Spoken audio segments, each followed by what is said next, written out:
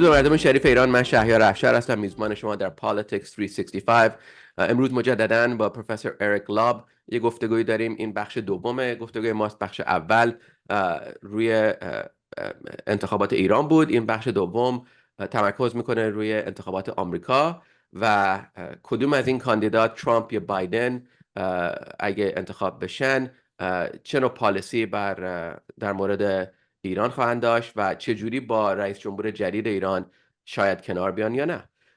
بقیه برنامه به انگلیسی تهیه شده. Eric Love, welcome back. Thanks so much for joining us. It's a great conversation about the Iranian elections. Now we're shifting to the American elections. Even I'm not sure which is more complex and divisive. I think the one thing Iran and the US share is a divisive political environment where it is not really clear which way the country is going to go. As sitting here today, I can't tell if Trump gets elected, and there's lots of good indication that he may get elected. And if he does, then he has he's denying it, but he has this agenda called Project 2025, written by all of his former aides. I don't think they missed one. All of his former aides had a hand in writing this kind of a right-wing conservative agenda to change America, get rid of the Department of Education, fire 50,000 people, so on and so forth, in a way that conforms to the ideology that they want Trump to do. Now, Trump is disowning it because he knows it reads bad. It looks bad if you're trying to dismantle America, when you're trying to get Americans to vote for you. But at the same time, he's kind of running against, God help me, a senior citizen like him who is having significant cognitive problems, undeniable. Whether you believe the hype or you like Joe Biden or you don't like Joe Biden, it doesn't matter. The man is, I think, in some instances has been clearly observed to have problems, such as Trump has. I mean, somebody said we're stuck between hell no and oh no. Between these candidates, and how did whoever gets elected, or if Joe Biden maintains his office, how will they respond to a Iran with a new president, and to appease their bases, the Democratic base versus the Republican base?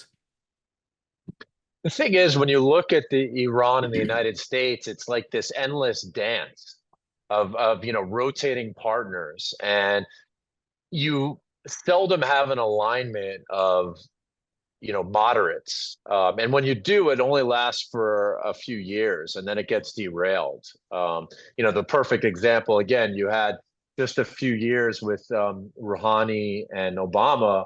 They were able to consummate the Iran nuclear deal, or the JCPOA, and then Trump comes to office, literally, like, and not to say the US necessarily fully negotiated that in good faith or vice versa, but there was a framework there for something to build on. And then Trump gets elected a year later, and completely, and that was part of his campaign in 2016, is this is the worst deal ever, and he's going to undo it, which he did with the maximum pressure campaign leading into 2018.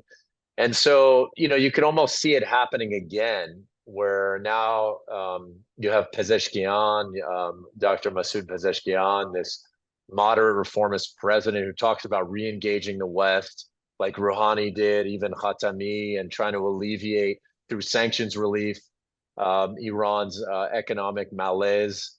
And so he's saying the things that would align with what the Biden administration ostensibly wanted to do when it came into office in terms of reviving the JCPOA, which it didn't, with talks stalling in the spring of 2022. But if Biden or a Democrat would somehow win in November, you could have that alignment for the next 4 years and potentially see a deal. On the flip side, if Trump were to win, then you would have that misalignment, or where you have a hardliner here in the United States who's back to maximum pressure, and may not give Pezeshkian the time of day. But yet on the flip side, the one thing is that you just don't know what Trump's going to do. Yeah. And he hasn't really been talking about Iran. He's been talking about mainly domestic issues, right? Except with NATO and Putin and the Ukraine war.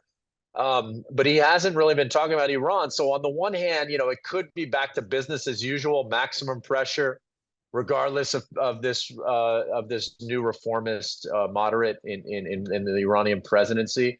Or he could say, there's an opening here where I can, be a deal maker, which he loves to do, particularly with, so-called pariah or rogue states, like North Korea, Russia, and others.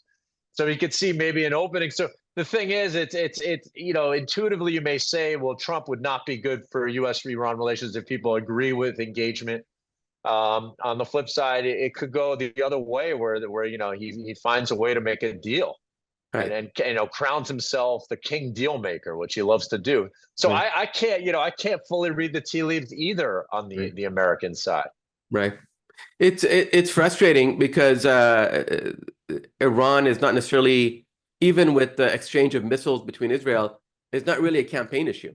It's mentioned in passing, and the difference is the American security apparatus has one set of objectives with Iran, which were codified in the Iran deal, and obviously nuclear issues, missile issues, regional security issues. And then the Iranian diaspora has a wholly separate set of objectives with the Iranian government that is often completely ignored by the American government. Human rights were not included in the first Iran deal. If there was a second one, it won't be again here. So there's always this duality, and there's a problem, for example, when you have Chinese American issues or Cuban American issues. The population here is generally in some way in sync with the American government policy. But here we have our own conflict with the U.S. policy. Now, separating Trump and Biden for a second, as you mentioned, you don't know what Trump's going to do because he hasn't been distracted enough.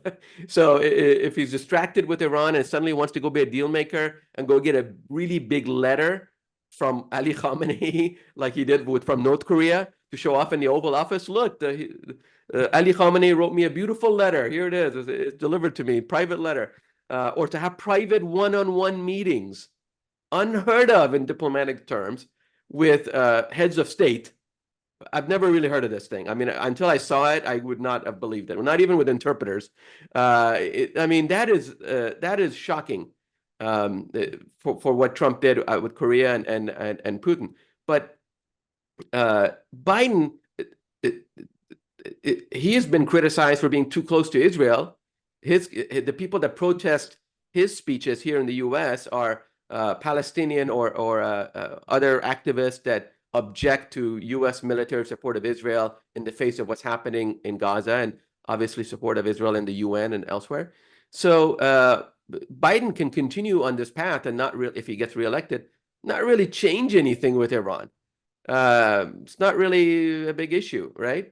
I mean, the problem with these two states, the U.S. and Iran, is the U.S. goes through this yin and yang, black and white change in policy every 4 years, because whoever's running for office is running against the policies of his predecessor. Whereas the dictatorships we deal with, Iran, North Korea, China, Russia, they have lifetime appointments. So their policies in response to these governments stays the same, even if the presidents change, right? So that's what's really keeping us in the stalemate. Yeah, absolutely. I mean, what's interesting is, since October 7th and the Israel-Hamas war, I would argue that Iran's policy has been very pragmatic, actually, where they're just, the supreme leader, the military establishment in Iran, they're really trying to walk a fine line. I mean, of course, you have hardliners and hawks who want more confrontation with the U.S. and Israel. But by and large, the establishment politically and militarily seems to say, okay, we have to save face, we have to maintain deterrence, but let's avoid direct confrontation with the U.S. and Israel. We'll respond in a way that allows us to save face, to maintain deterrence with drones and missiles, but it won't get out of control, spiral out of control, where now all of a sudden we have a regional conflagration on our hands, and now all of a sudden we're asking existential questions about regime survival. And even, with Raisi in office, with a hardliner or ultra conservative like him, there were apparently reports of indirect talks in Oman between the U.S. and Iran to try to dial down regional tensions. So, in all of this, I mean, of course, you've traditionally always had Israel and even some of the Arab Gulf states who themselves have engaged Iran in recent years, but who have always been wary of U.S.-Iran détente and have tried to obstruct it, inside America. And at the end of the day, the one thing that may salvage right now the security situation in the Middle East, which is kind of counterintuitive to say, is actually Iranian pragmatism. And that, even, the relationship they have with these partners and proxies who may be trying to pull Iran into greater conflict with Israel and the U.S. You have the Iranians who don't want to take the bait, right? And just don't want to get to a stage of Armageddon in the region. So, whether it's Trump who's coming in, whether it's Biden or another Democrat, if Biden steps down, which I don't see happening, but, there are calls for that. That may be, the saving grace in all of this. But, it is hard to say, the unpredictability of Trump. And, he escalated quite a bit. It wasn't just sanctions with maximum pressure, but, like you talked about, assassination, brinksmanship. And so if it goes in that direction and already such a volatile region, there could be a lot of concerns there. Right. Like we talked about the assassination of Soleimani. It was so sudden and so unpredictable, and it wasn't like something he was speaking about, for not that he would, but as I can imagine, U.S. presidents are presented with security briefings and options every day before breakfast. And depending on what kind of day you had, somebody could get up and say, press a button, as they say, the mob used to say on a guy, press a button on a guy and go back and have breakfast.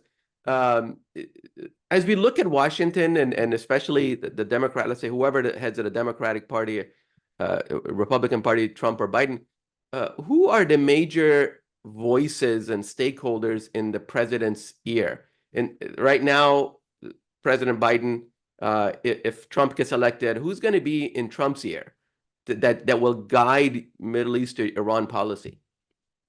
I honestly have absolutely no clue. I really don't. Like, apparently this week he's supposed to be announcing potential running mates or Trump. who could potentially be Trump, Right. who could Right. potentially be cabinet appointees. I have no idea who will be in his ear. You have they've been profiling Steve Bannon, who just went to prison and who's been a very prominent voice for the right in the United States. Apparently he is still instrumental in advising Trump and setting the agenda, and yet he's becoming his own voice, and has agency and autonomy of his own and has his own following, right? So does Trump view that as a threat? How close does he bring people like Bannon into the camp? You know, I don't know the extent that, people who were in his previous government, like Pompeo, who set those conditions basically of Iranian surrender, with those different points he laid out during the maximum pressure campaign, basically Iranian capitulation. If someone like that would be coming back in the fold, or new blood or proteges with the same thinking as him. I mean, there's just with. I mean, there probably would be changes, and there always are with a Biden presidency. Would you still have the same Secretary of State, Blinken, National Security Advisor with Sullivan, or maybe you have a mix, but by and large, you would have people with similar, I think, personalities and worldviews. With Trump, it's really just still so unpredictable and such a big question mark.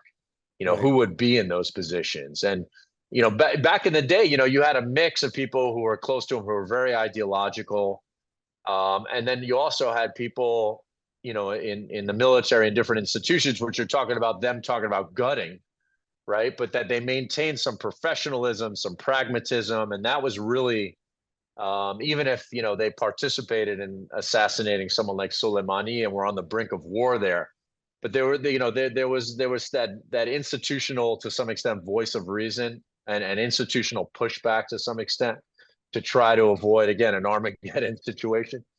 After the debacles in Iraq and Afghanistan for the U.S., the question is, again, would there be that kind of mix of, these institutional bureaucratic types who could still maintain a strong position in the government under Trump while, they're ostensibly may gut it.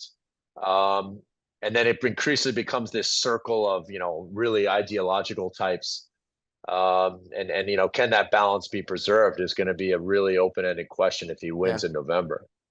It's funny. One of the things Obama said about Trump after he met him as president-elect is that he said Trump is not ideological, right? He's just a populist. So that's why he hasn't taken a position on abortion. That's why he hasn't taken, hard positions on anything. He simply goes to where the crowd is going. So in that respect, you're right. His positions and worldviews may simply be how he feels that day, and if it's popular.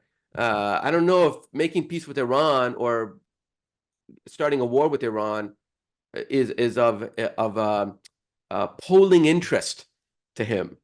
He has been now secluded to domestic affairs, and if he talks about NATO, obviously he looks at it as a business. Somebody said, "Will a good businessman make a good politician?" No, because there's lots of things you do for public policy that are terribly not economical or a good business sense, but you do it, like you say, to keep the world order. And those institutionalists that you mentioned, people that are professional bureaucrats in government, they provide the guardrails to the world order. They provide professional expertise. They're not the enemy.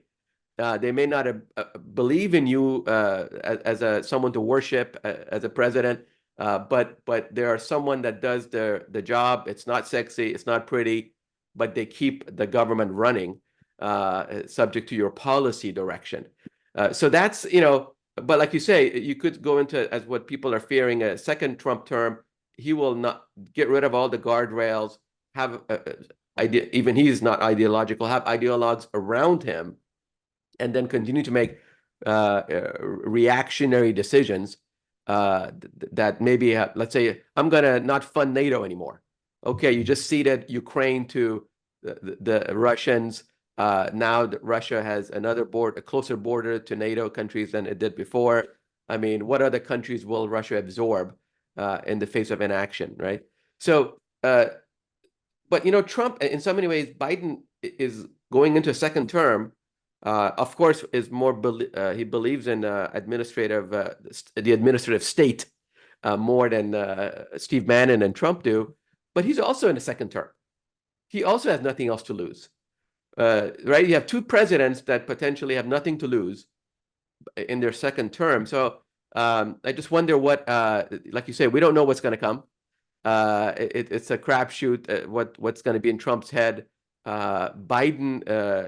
The last thing I'll say about it is, if he stays in office, if Kamala Harris takes over, she has to appoint a vice president. I mean, all kinds of changes could ensue if Biden gets elected and then doesn't finish his term. To some degree, he admits to some illness and steps aside. I mean, in terms of my responses to some of your comments, basically the definition of populism, like you were saying, is for the leader to get closer to the people and to circumvent the institutions or even just erode them, gut them, whatever. So, in terms of Trump fitting within that category, it's not surprising that he would have that objective. And again, as you had said, he's not necessarily ideological, but you think about Pompeo, his Secretary of State, Bolton, his National Security Advisor. They were highly were highly hawkish against Iran. So a lot of it is going to depend on who's around him. The one thing that Trump does have is although he's contradicted it, is this isolation streak, right, where he wants the U.S. to be less engaged in the world, and particularly where, like you said, the worldview of a businessman, where there's very little return on investment. He wants to disengage, and for example, on a whim, he was disengaging or pulling U.S. forces out of Kurdish areas of Syria, and then the military establishment said, you can't do that, and the troops went back in, or they didn't fully withdraw, and they remained in those areas for better or for worse. But with Biden, I mean, the one thing is, right, if he does make it to a second term, he has no foreign policy achievement. Right. He, the Afghan withdrawal was a debacle. He's basically, been supporting Ukraine, although again, there were issues with delays of aid to Ukraine and during critical moments. He's tried to at times, he was very timid around Israel during the early stages of this conflict, and as he's become more assertive, the Israelis have just defied him. Right. And at times just being downright disrespectful. Right. So the question is, heading into a second term, assuming he even makes it there, which is a big question, what is going to be a foreign policy achievement that he can hang his hat on? Now, the Iran nuclear talk stalled in the spring of 2022. And there have been, some smaller deals, like when they exchanged prisoners, and the U.S. unfroze assets, which never made it to Iran through an Arab Gulf state. I think it may have been Qatar. But, that could be one of the low-hanging fruits. Of course, it invites a lot of criticism from Iranian diaspora, from people on the right. But, maybe that's something he goes for in a second term with Pezeshkian in the presidency, without having a foreign policy achievement, wanting to have some kind of legacy like Obama did. Or maybe, again, it's too much of a liability given everything else that's going on, and he doesn't have the political capital for it. No, unfortunately, well, it's life. It's the world we live in. He spent most of his time reacting to world events rather than having a proactive foreign policy. And unfortunately, the world has suffered those consequences. Professor Eric Lob, thanks so much for joining us. We learned a lot about the Iranian elections, the American elections. We'll keep talking, and hopefully we'll get our head around this very complex world. Thanks again. Thank you.